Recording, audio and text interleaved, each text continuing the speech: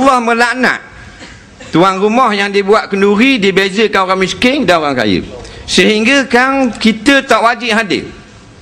Tak wajib hadir pasal dibuat beza. Bukan saja sambutan ni bekas telur, dia buat dalam bekas yang mahal, RM2.5 satu, pala rasa duduk itu, telur duduk tar belakang.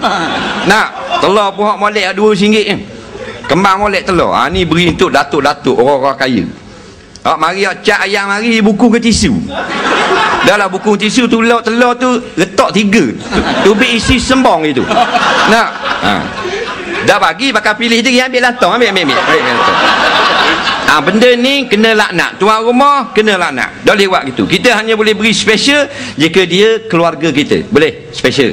Tapi atas dasar dia kaya, hukumnya haram. Ini kalau lepas-lepas istighfar banyak-banyak. Jangan kita beza-bezakan.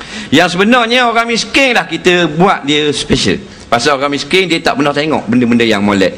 Kita bagi bekas telur RM1.5, dia simpan sampai kiamat.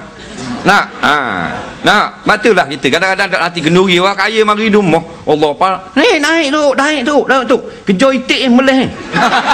Nampak? Nari makan ke orang kaya. Kalau orang raya miskin mari cakap bawah. Nampak? Cakap bawah. Mari sikit. Mana buat leh? Lama dah tengok buat leh. Nak gini hari tengok embung. Dah ajak naik atas, patut naik atas dah. Dia orang miskin, tak bagi makan ayam golek, bagi makan KFC apa semua, biar dia kenyang apa semua. Nampak? Ni tengah konsert tadi pun.